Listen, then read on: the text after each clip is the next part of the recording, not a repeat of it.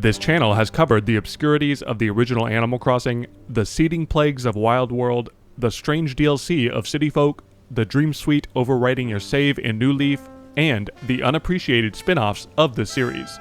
This leaves just one game left to talk about as we close out the year.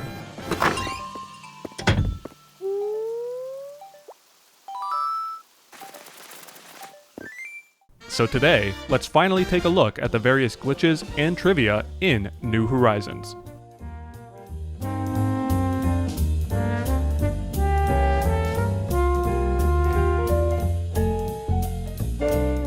First, it's important to note that New Horizons has been patched significantly since its launch in early 2020. Several of the game's most interesting glitches, including out-of-bounds and duplication exploits, have unfortunately been patched out over time. However, there are some interesting little oversights that still work in the current version of the game. One of the most well-known glitches in New Horizons involves terraforming your island in a specific manner and setting up a flat furniture item in the corner. By setting up a cliff exactly like this and using an item like the unfinished puzzle, you can climb on top of the item and wiggle around to clip inside of other objects, go out of bounds, or even get on top of buildings. This little exploit was discovered in April 2021, and despite there being numerous patches since then, this glitch has evaded all of them and still works in the current version. While pretty finicky and hard to perform, it is cool seeing your villager in places they can't normally go. This glitch is mostly used to get cool screenshots of your villager in unexpected places, such as sitting in a wash tub or a pool. Some reactions, like the sitting one, are actually programmed to warp you to the ground, meaning if you perform them on top of buildings, you'll down warp inside of them and disappear because the roof of buildings do not count as valid ground.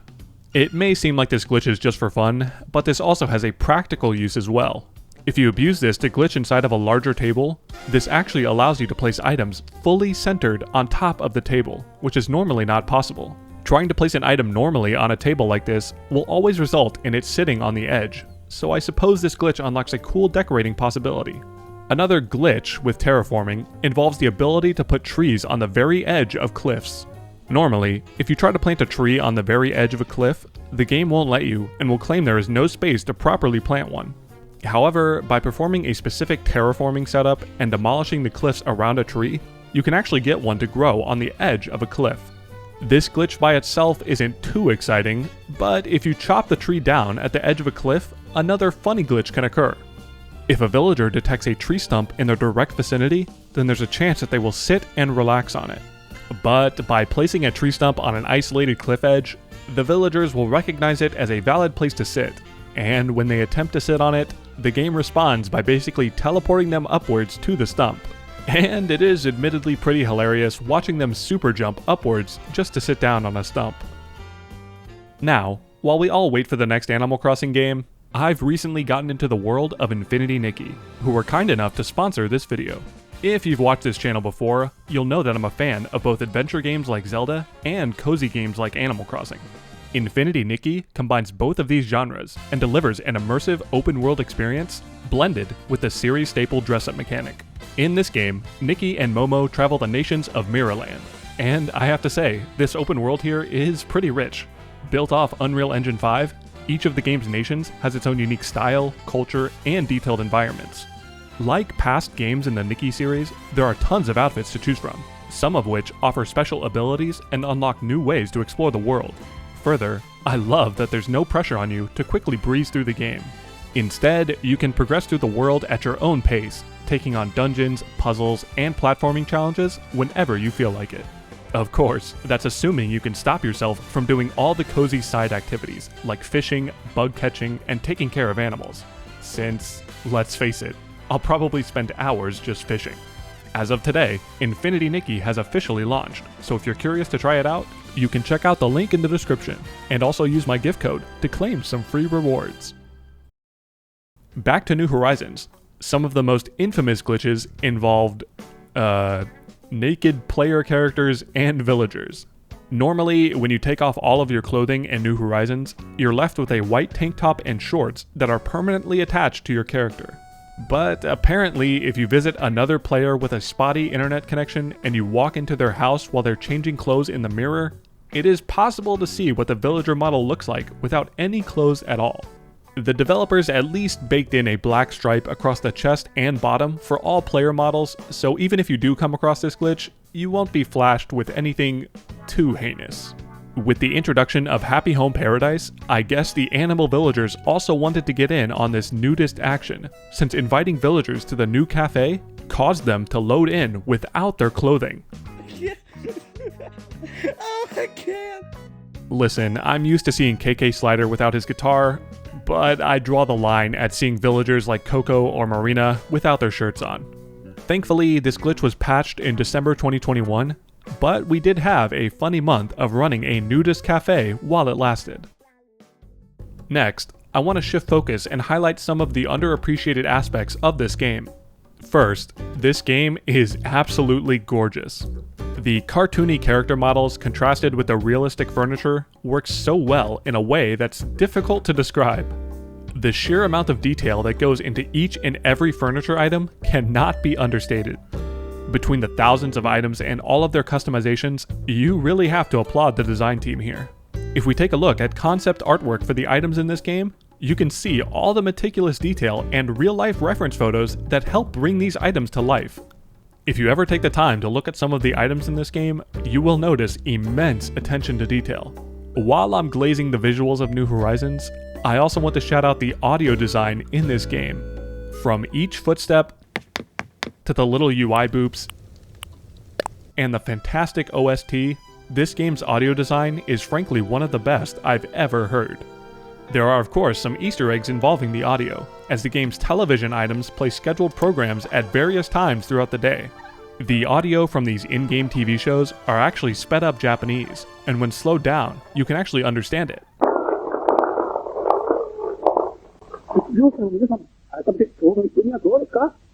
In New Horizons, many people are also aware of the Alien TV program that comes on air every Saturday at 3:33 a.m. This was present in New Leaf as well, but the aliens are speaking their own gibberish language here. Of course, I can understand this language very easily and fluently, but I don't want to give away our alien developments, so good luck trying to interpret this yourself. New Horizons also features rotating hot items at Nook's Cranny, where Timmy and Tommy will buy specific items at double the price. This is a pretty cool system, but can be abused with 2 items specifically to gain infinite bells at the cost of your time. The donation box is a furniture item that allows you to deposit 99,000 bells into it. You can then pick this item up and essentially use it as a giant wallet that can hold additional bells. When selling this item, Nintendo made sure to give you back any bells that are inside by just increasing the sell price by the amount of bells inside the box. However, if the donation box is a hot item, all of the bells inside the box also get doubled when you sell it. This means you can earn a pretty sizable number of bells if you craft multiple donation boxes and deposit bells into each box before selling it. The 2.0 update to the game also introduced the new Pile of Cash item. This item costs 297,000 bells, and if it's a hot item, it will sell for exactly 297,000 bells. Nintendo seemed to cover their bases here and not allow an infinite bell exploit like this, but they forgot about the Bell Boom Ordinance, which increases the sell price of the Pile of Cash as a hot item to 356,000 bells. Since you only need the bells to craft this item, you can infinitely sell and craft this item to net a profit of 59,000 bells every cycle. The only thing is that the hot items in New Horizons are randomly selected each day from your list of craftable items. This means the more items that you're able to craft, the less likely you are to be able to abuse these tricks. Finally, I want to fire off some random interesting tidbits I found out about this game. When you first start a new game, Nintendo will gift you a Nintendo Switch furniture item in the mail. Interestingly, this will always be the gray version of the Switch, even if your attached Joy-Con are a different color. The game does check your Joy-Con colors though, and if they match the pastel colors of the New Horizons Special Edition, you'll also be gifted the special New Horizons Switch item. These pastel Joy-Con are exclusive to the New Horizons Special Edition, but you could theoretically borrow them from a friend and attach them to a normal Switch to receive the gifted item. Further still, you can also connect your Joy-Con to your PC via Bluetooth and use special software to change the internal color code of your Joy-Con to match the pastel colors and trick the game into gifting you the New Horizons Switch. Next, taking a look at the game's internals, you can find a few room IDs for the museum that reference areas that do not actually exist in the final game. These room IDs have existed in the game since launch, and while the cafe and art rooms have been fulfilled in the museum, the shop and Haniwa IDs remain unused. The existence of these imply that the museum probably would have featured a shop and an area to donate gyroids, since Haniwa is the Japanese name for gyroids. While not unused, the texture files for KK Slider also reveals that he has 2 stickers on the back of his guitar that are normally never seen. These stickers feature passes with drawings of Brewster and Dr. Shrunk, which references his previous gig locations at the Roost in Wild World and at Club LOL in New Leaf. Anyways, that's going to do it for our little discussion on New Horizons. I'm not a big expert on this game or anything, but I did try to find some more interesting information for this video, even if all of this has been covered before. Still, I hope this compilation was at least entertaining to watch.